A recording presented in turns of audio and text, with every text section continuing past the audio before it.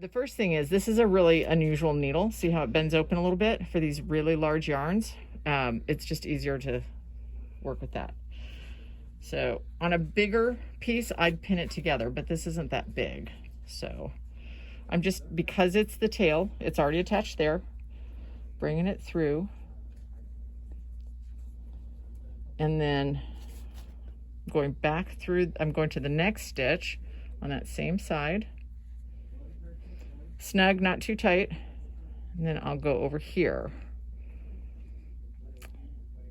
So just pulling it through. It's very thick yarn.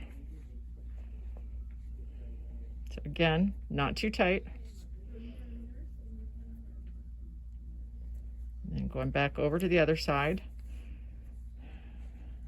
And then going back through, going up a stitch.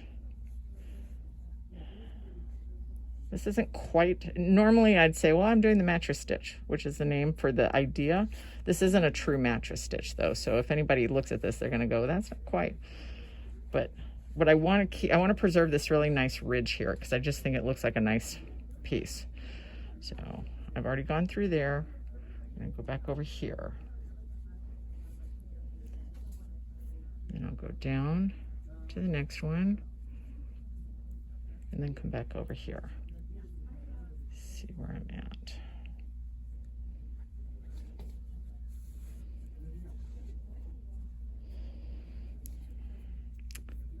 You don't have to worry about it being too even, too fussy about it, just because all these colors, as long as you're not pulling it super tight or leaving it super loose, the colors are what's going to catch your eye, not the stitch behavior. The problem with all these colors is that it's also hard to see where your needle should go. Go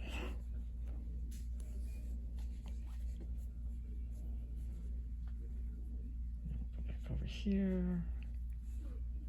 And again, because it's a shorter edge, I didn't need to pin it. Normally I'd pin it and I'd make sure that this end matches, but I don't need to do that here.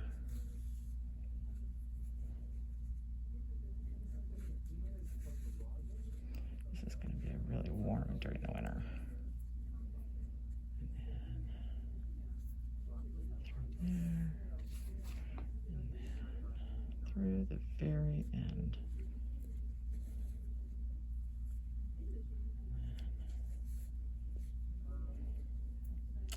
And just to make sure that it stays secure.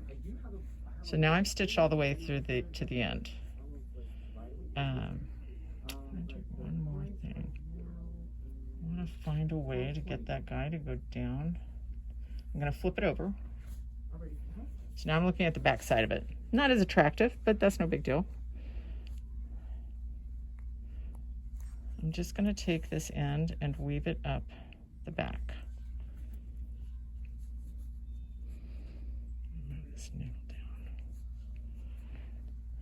I don't want it to be super bulky up the back, but I want it to stay secure.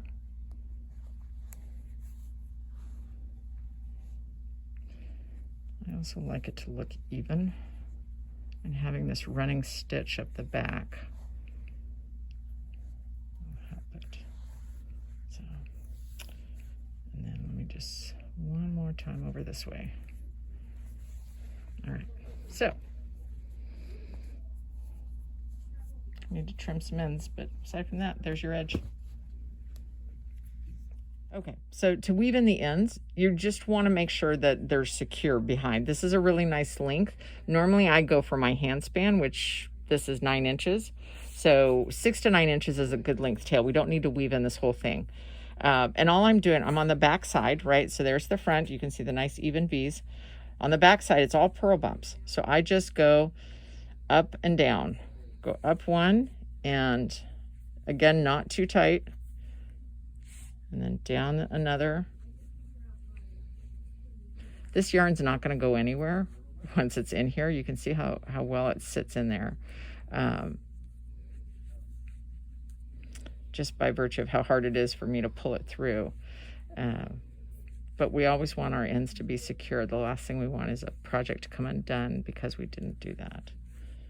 So because of all the pretty colors, it's really kind of hard to see it, but you can, I mean, you can see how it goes up and down and up and down. If this were a solid color, I'd be a little more fussy about which stitches I was going in and out of and making it look nice and tidy. But on this guy, on the front, you can't see anything. On the back, we've got several stitches. The other thing I do is I usually turn around and go the opposite direction. On a yarn like this, where it's not going to slide out very easily, it's not as important. But on slippery yarns, cottons, bamboo, anything with silk or alpaca, I tend to want to make a U-turn. So I came up and I made a U-turn. I went back a little bit, just so that if you accidentally snag it, it's not going to come out real easy. So, and that's it. We're just going to cut that off and be done. And the front looks fine.